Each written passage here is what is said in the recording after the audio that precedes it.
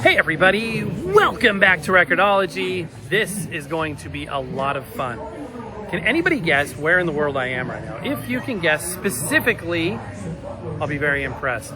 Anyway, we've got an awesome show coming your way. You're not going to want to miss this.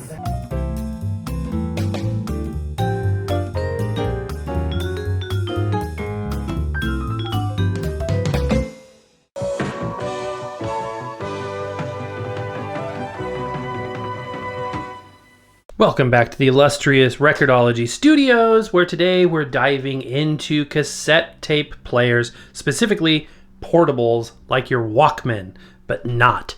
Okay, so I wanted to talk about some previous units we've had on this show. Briefly, an overview. This is my Iowa. No, that would be a Sharp.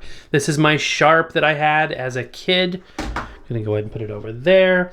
This is an Iowa that a friend rebuilt for me, and it is an example of a premium Walkman type of device of vintage design. Very cool unit. Here is an example of a modern unit that is pretty low quality in terms of its performance, but adequate. It's not bad. I don't hate on these modern ones like a lot of other people do. This one has a built-in speaker. If it ever has a built-in speaker, you'll notice they always have the aerial on there. This doesn't really have any crazy weird features or anything. It's just a radio Walkman type of device, AM FM with a built-in speaker. So we've got that there. We've got this Cleartech brand. This is probably the lowest quality in terms of, sound that you get out of it that I have, but it's still very cool. I love Cleartech, and I think it's a lot of fun, and I don't disparage anybody that would pick one up on the basis of it just being fun.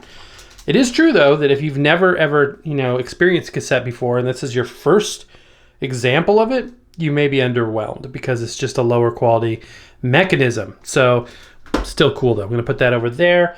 Then you've got this amazingly new wave of higher quality, modern, portable Walkman type of devices.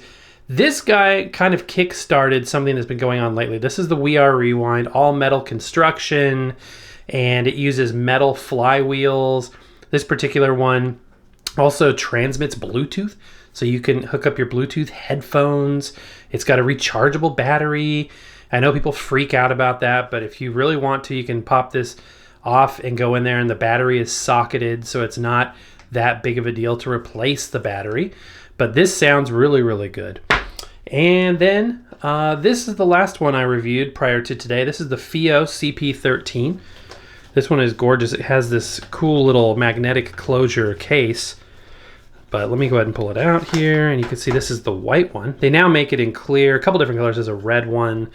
This has a very similar construction to the We Are Rewind. It's got the same mechanism, which we're going to get into that in a bit. The same head. It also has metal flywheels. Or a flywheel. You only need one if it's a single direction. If it's an auto reverse deck, then you need dual flywheels. But this one doesn't have the Bluetooth.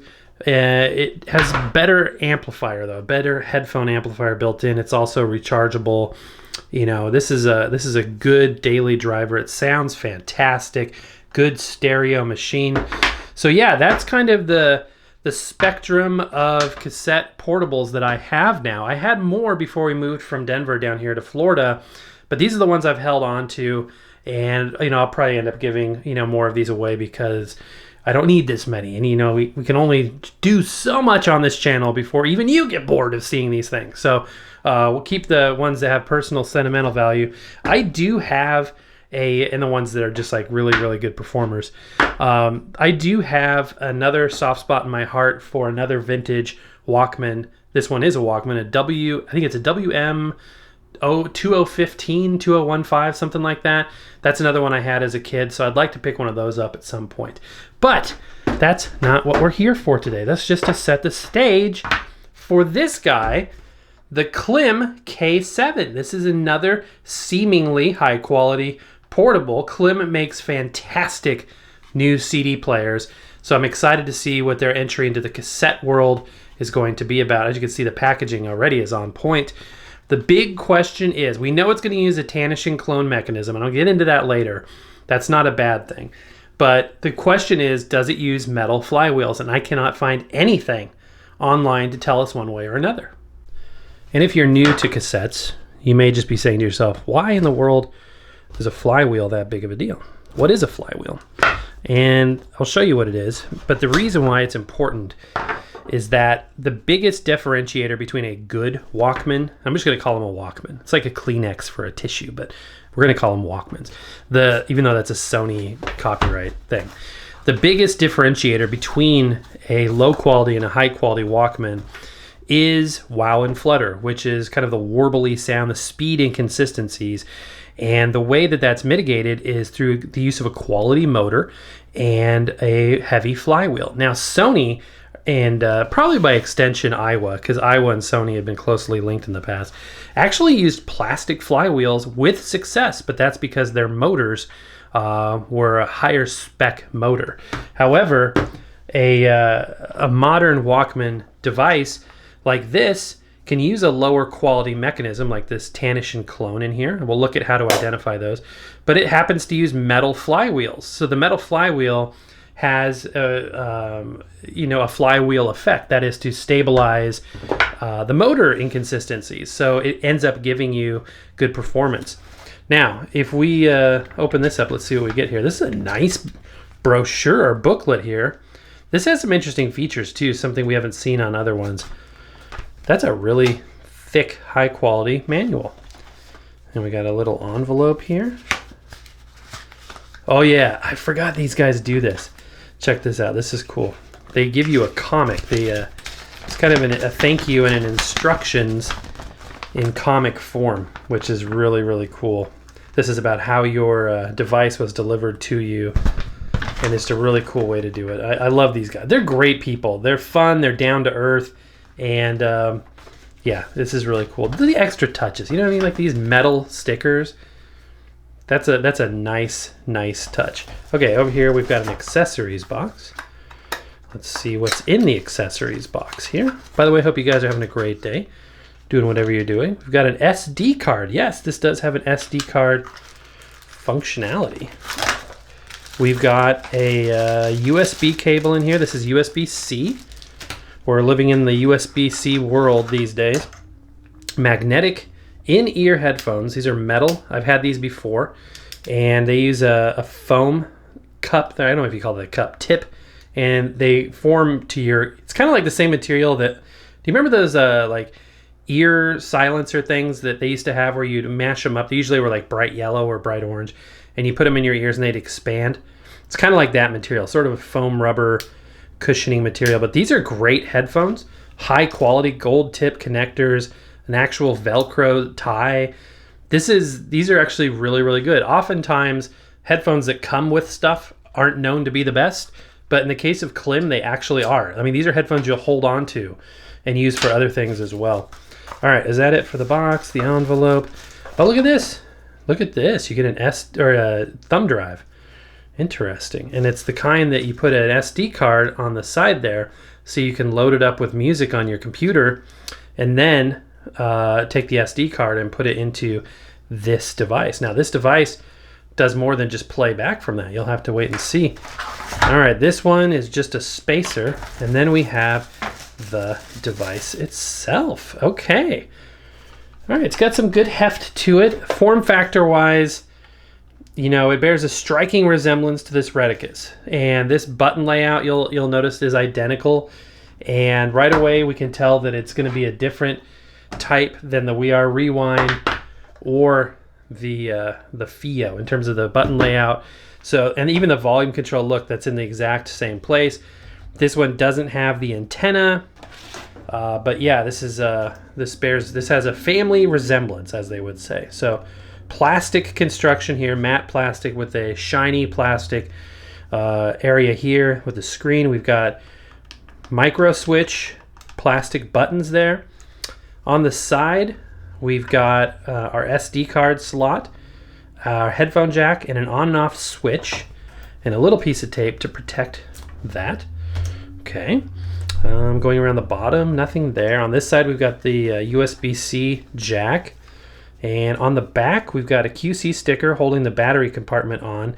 Because this one has the rechargeable battery, it's not a battery that you need to worry about, you know, taking out a lot. But the good news is you can take it out. It's a user replaceable rechargeable battery. And just for comparison, here's the back side of the reticus. So similar layout. You'll notice this little hole here coincides with this little hole, which will be a motor speed adjustment access point. So you can actually get in there and make speed adjustments to the motor without even having to open it up, which is a good thing. But we're going to open it up anyway. We are going to open it up anyway because we are going to look for the flywheel. Okay, opening this up here. Okay, it does have a speaker on the lid too. Good grief. Okay, now it doesn't want to open up. It opened and closed. Okay, there we go. It's just a tight closure. So we got the speaker down there. We've got the back of the display down there, the motor, and there's no erase head on here, which is really, really interesting. So its ability to go record is only going to be recording from tape to SD card. So you can't play from the SD card and record it onto tape, as far as I can tell here. There is no erase head up here in the corner, which is where it would be. So the first question we want to know is this actually stereo or is it mono? Sometimes modern units are known to be using a mono head, and a lot of people that want to listen to their vintage cassettes, that's a deal breaker for them because they really want the stereo, right? So let's find out if this is a stereo head or not. Okay, it took some doing. I'm sitting there like an old man with my phone flashlight trying to look around down there. This does have a stereo head. It does have a stereo head indeed. All right, I want to take a step back for a second. Talk about the mechanism, okay? So you keep hearing me talk about a Tanish mechanism, and you'll hear people throw that around. Oh, it's just a crappy Chinese Tanish mechanism. So Tanish started making the mechanisms for a lot of players back in the 80s, and they were actually known to be high quality mechanisms. Nobody back then had any problem. They were making stuff for brands, you know, that were, you know, top tier brands. There was no problem whatsoever with it. But in the ensuing years, specifically the last several, there has been this perception that has developed that Tanish equals junk. Well, first of all, it's not even really Tanish anymore because the real Tanish went under a long time ago. But it's a clone of that design that we see, and it's made by several different companies. I want to point something out to you, and that is the fact that a Tanish mechanism is not in and of itself a bad thing. In fact, the actual base mechanism is pretty rugged. It's essentially styled very similar to the 1980s design, and there's nothing wrong with the mechanism. The reason why that some modern cassette players, I'm looking at you, ClearTech, don't sound as good is the ancillary components that are implemented with it. But the basic core things that you can see in a Tanish are like the motor. The motor you can see is in the same place on all of these. The other thing is the ones that are record capable, you will see this blue permanent magnet erase head. It's not as ideal as a, this one also has it, is not as ideal as a electromagnet that turns on and off. Another way to identify the Tanish mechanism is with this spring. You'll see that little loop right there, that coil in that spring. But while we're down here, I want you to take a look at what you see, and that is metal stamped parts. And the metal stamped parts are rugged and they don't have any issue whatsoever. This is an example of one of the ancillary items that can be spec'd out with a Tanish type of device. Really hard to see because this lid doesn't open up very far, even though it's clear. I should just look through the lid. But all of this is plastic. So there's no stamped metal parts in there on this one. So it's the same basic design, but it uses a plastic version of it. So that's going to obviously be lower quality. The biggest thing, something rattling around in here. What is that? There's like a screw loose in this, literally. There's a screw loose in me too. One thing this affords us is the ability to look at the flywheel. So the flywheel to the cheaper mechanisms are plastic. And like I said before, the motors that they're putting in these things, you know, come off of a mass-produced assembly line, and they're not going to be as stable and uniform. And the way you mitigate that is with the flywheel. So the flywheel that you see right here, and on the other side of that will be the capstan right there, and that's what drives the tape. When I was a kid, I used to think that the gears on the spools were pulling the tape through, but no, it's actually the cap stand pushing against the rubber pinch roller right there, that is what actually pulls the tape through at a uniform speed, and then the reels just take up the slack. But the fact that this is a plastic one means that you've got a low quality motor and there's no mitigation in place. So because the flywheel is so light, it doesn't even really do that much flywheel stuff other than transfer the physical motion in the right gear ratio to the capstan. What a higher quality one will do, such as the We Are Rewind and the FIO, is they will have a heavy metal material like copper or something in there that will be heavy and give it a flywheel effect that evens out, flattens out those speed inconsistencies. If the motor may not be as high quality, it doesn't really show up with as much wow and flutter, and they have much better performance. So that is to say, we need to find out if this has a metal flywheel or a plastic flywheel, and in order to do that, we need to disassemble it, and we will do that. But before I start taking things apart, because you never know if it's going to go back together again, I want to demo it as is. So we will give it a test. I will say this, that holding this device in my hand, the weight is comparable to this. I believe this has a plastic flywheel. It is much lighter than these metal units because it is largely plastic construction, but I do feel a little bit more weight on the left. That could be the motor, but that's also the side that the flywheel's on. So I'm hoping it's both the motor, because this doesn't feel even heavier at all because the motor has got a plastic flywheel. This one does feel heavier on the left-hand side. So I'm hoping that we've got a metal flywheel, which could be the saving grace. And then the final thing when it comes to the Tanishins is the head. They don't all use the same head. They can use stereo heads, mono heads, low quality heads, high quality heads. Good grief, why can't I open anything today? All right, so don't think that a Tanishin clone type of mechanism is bad, because it's not. It's how they implement it. Do they use metal parts? Do they use, the motors are going to be pretty much, par for the course. But, what kind of flywheel are they using? What kind of head are they using? Those three things are really what you want to look for. So people that write off a Tanishin as just bad news are missing the point. Whew. Enough said with that. Let's turn this thing on. For test material, wow, this thing is this door just wants to, it feels like it's locked. Okay, so I just have to, you have to open from this side. If you try doing it evenly, it doesn't like it. But if you just, it's probably why there's a grip on this side, but not this side. So this is the side you need to use. It's got a tight closure. The FIO has a tight closure too. I have Back to the Future 2 soundtrack. I have old time radio, comedy. I have historic, or authentic, German band marches.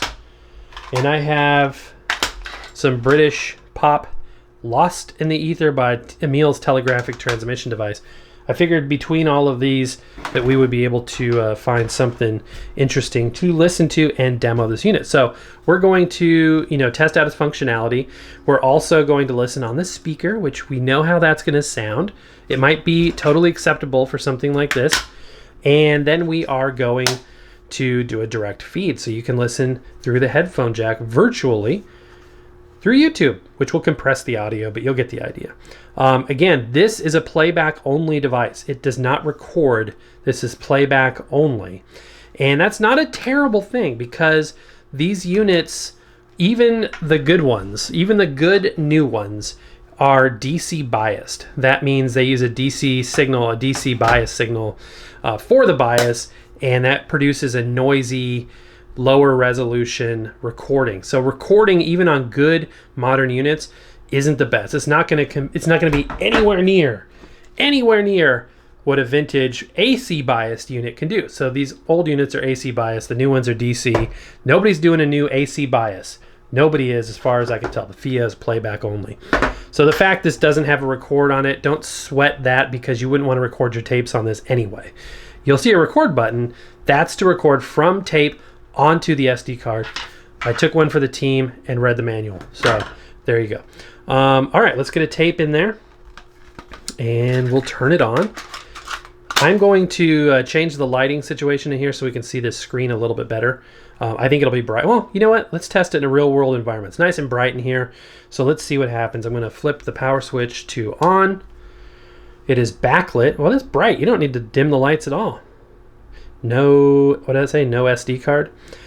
So what we're going to do here, it's really weird to see these digital transport controls. I wish that would control the tape. You know, there were Walkmans, late era Walkmans that actually had logic controls like that. But no, these are mechanical buttons to control the tape here. But let's start by hitting play. Be mine, beautiful Miss Duffy. Be mine. Is that committing himself? Put it up by the mic. Well, yes and no. What do you mean, yes and no? Yes, and no guy in his right mind would say it. So, yeah, it's what you would expect for the little speaker right there. This is old-time radio, too. It's not like the highest fidelity stuff. We'll put on some higher res stuff. But yeah, you've got rewind, fast forward, and stop. So it's at least it can rewind and fast forward. And you may be scratching your head like, what? Well, not always the case, because even my old, beautiful, vintage, sharp unit here could only fast forward and play. That means if you want to rewind your tape, you'd have to fast forward on the other side, flip the tape over, back and forth till you got it where you wanted. This is the life we led for those children of the 80s and 90s, like myself, who grew up on not the highest end equipment. You know, we didn't have the auto reverse, EQ, you know, expensive Walkmans. We were lucky to have anything. We were thankful for what we had, darn it. So anyway, this does allow you to fast forward and fully featured, I would say. Fully featured. Obviously, there's no Dolby. That doesn't exist anymore. There's no Dolby noise reduction on anything, even the higher end units. So you really get to experience the benefits of tape formulation. So if you get a cheap tape, like I'm guessing this probably uses, yeah. So see how that's a lighter brown, that tape? That is going to be, and these are all type 1 tapes. Usually these are all compatible with different types of tape. You'll just get different performance out of it. But see how light brown that is? That's going to be a cheaper, lower grade tape than this one. It's got a darker mixture. See how darker that is? And then if you, let's see if these guys are using something that's even better. This one's about average. So the darker the mixture, some of them are so good that they're nearly pitch black.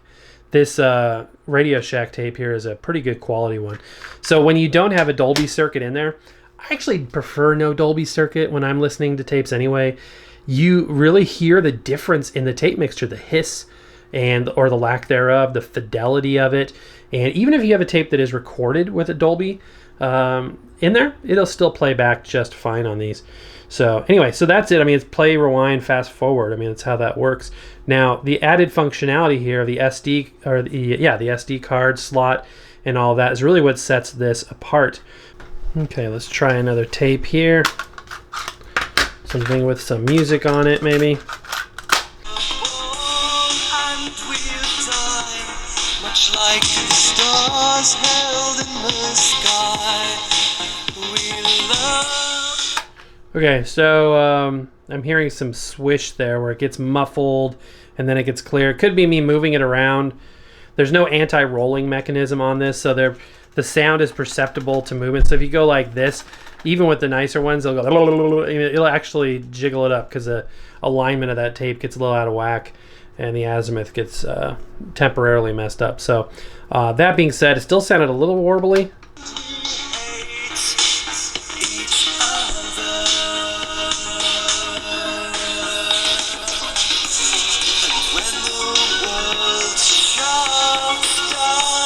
Maybe it was just me moving it up to the microphone. That being said, that's an awfully tinny speaker.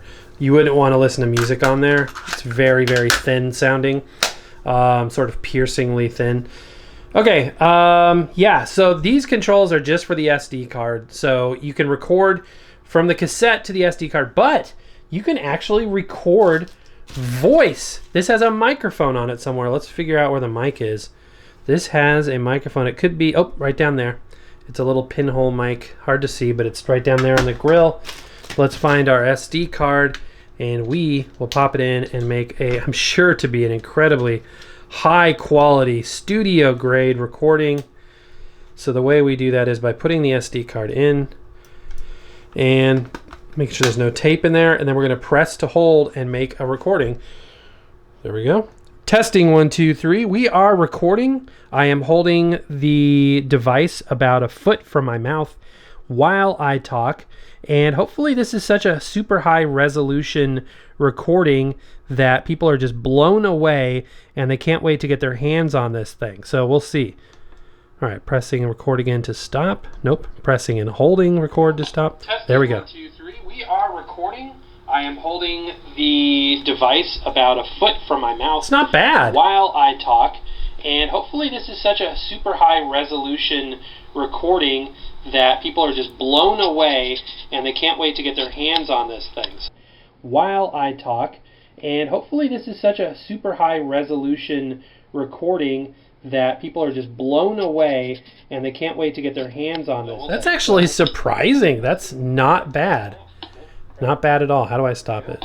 Pause. And then you can navigate the SD card contents. You can shuffle play. You can repeat. And then there's also a folder functionality to allow you to drive through that. And then play, pause to stop if you want to. So yeah, that's the SD card. Now, you can record from a tape as well. Let's put in something else. Let's try some of this German marching band music. It's the same process. You play a tape, and then while it's playing, you hit the record. It says record there.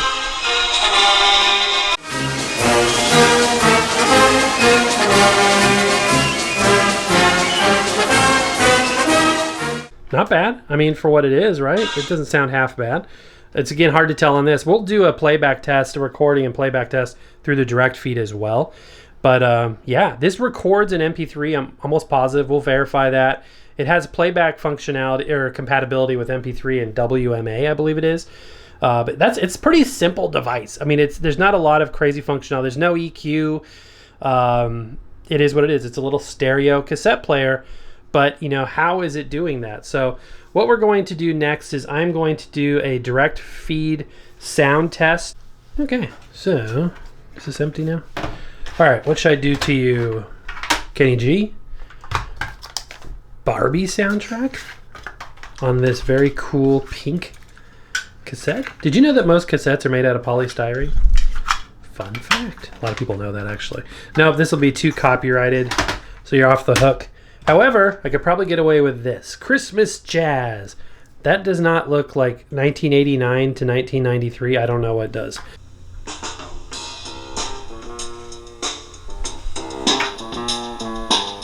Not bad.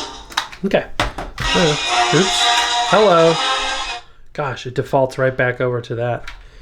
It's kind of annoying. All right, let's go ahead and hook up the headphone jack to the line input. And we are going to set our level. When you have the headphone jack plugged in, the speaker is disabled, so that's good. I'm going to drop this down, see if we can get a good record level. All right, that looks pretty good. If you hear quacking and fluttering of feathers, the bird decided that she wanted to be sitting on my shoulder while filming this segment. Okay, let's go ahead and record a direct feed.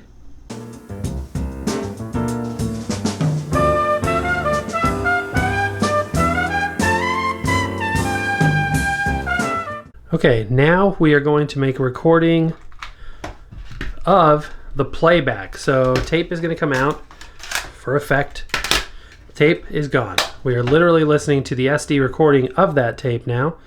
I am pressing play there and record over here.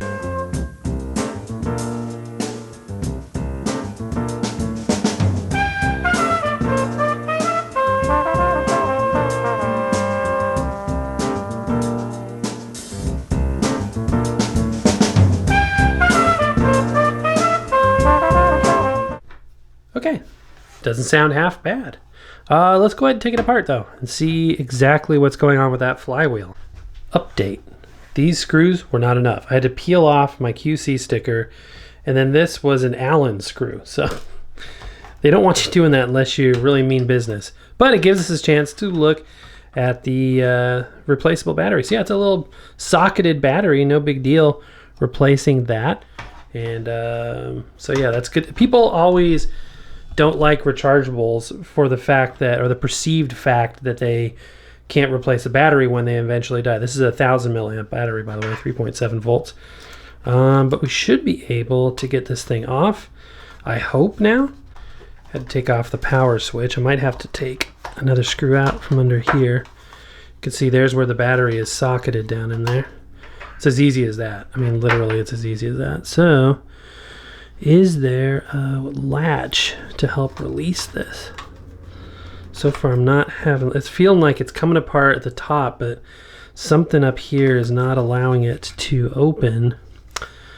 Still working on this. Just when I thought I wasn't going to be able to get it off, I did. So here we go, and look, it does have a metal flywheel. I've seen this type before, which is good. I mean, it's not as good as like a solid brass one or a solid copper one, but it's definitely better than an all plastic one. So it's a metal disc underneath, probably steel, and the plastic on top. So they bond it together. It gives it more mass inertia. So the performance of this will be pretty dang good. So there's a peek under the hood. You can see more of those stamped metal parts I was talking about. Here's the roller knob for the volume. And so yeah, that's what I was feeling, was the weight of that metal. And just for grins, here's the inside of the molding for the back panel. Nothing too exciting, except there is some sort of shielding back here. And that shielding is covered up with this black sticker. So this little cutout here for the motor and the pulley assembly. Yeah, didn't have to do really any damage getting it off, thankfully. I was determined, though. If I had to break it to open it, I was going to do that, because you got to deliver on what you promise on. But I think it's a interesting mechanism, something that's different, and that's the biggest thing. It's interesting is that it's different. Okay, I ended up getting it back together, which is never a sure thing when I'm involved. So I have put one of their stickers on here because so I made a stupid mistake, and I tried screwing in that little Allen screw before I put the door back on the battery cover. So it wouldn't go in, and I'm sitting there, you know, grinding away on it with the Allen wrench, and I stripped the heck out of it before I realized that it wasn't going all the way in, because I still needed to put this on. So I was able to barely back it out and then put it in, and there was just some gunk and whatnot. So could have probably cleaned that with some alcohol, but I just put a sticker over it for now, and got it all back together. It's in working order. Everything's fine. My thoughts on this are, you've got to keep in mind where this falls in the range. So this is 36 and change right now. And compared to those higher end ones, I was going to put other ones here, but I already put them away, so I don't have them to show you. But compared to like the We Are Rewind and the FIO, those are $100 plus units, sometimes upwards of 100 to a 200 range. So for that kind of quality, you know, it does cost more. Considering that this is priced in the neighborhood of something like this is far and above better than this. And I'm not even talking about the feature set, the SD card, you know, recording capability, which is cool and neat, and you can use it as an MP3 player too. If you have MP3 files or WMA files, you can use this as an MP3 player and Walkman device. That being said, I wouldn't put this in the same category of quality as the We Are Rewind. It's not quite there. It's a little bit more plasticky, and the build quality is close, but it's not quite. I would have liked to see a metal case, and obviously these things would jack the price up, right? It wouldn't be $37 anymore. It would be a lot more. But a metal case would have been nice. Radio functionality, there's no radio in this. It's tape only and an SD card. But besides that, I thought it was a respectable player. It seemed to do a really good job. What do you guys think?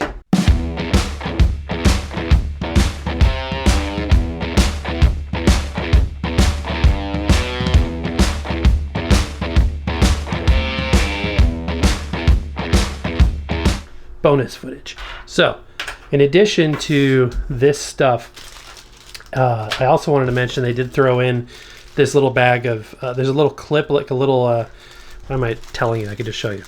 So they include different ear cups sizes for those headphones, and then a little clip here if you want to run your headphone cable and clip it to your shirt or something like that. So nice little extra touches. Okay, any guesses? So I am actually in Walt Disney World at Magic Kingdom. And actually right behind me is the Magic Carpets of Aladdin, which is just taking off, similar to the Dumbo ride. And this area over here is super cool, but it's like an unused sort of Aladdin themed area. And I was thinking this would be really cool for like pictures, the backdrops, if you wanted to take like headshots or stills or family pictures. And Mrs. Record-ology is like, why don't you do an intro there? So I did. So there you go. Anyway, I hope you enjoyed this show. Thank you for the support as always. Happy record hunting. We'll see you next time.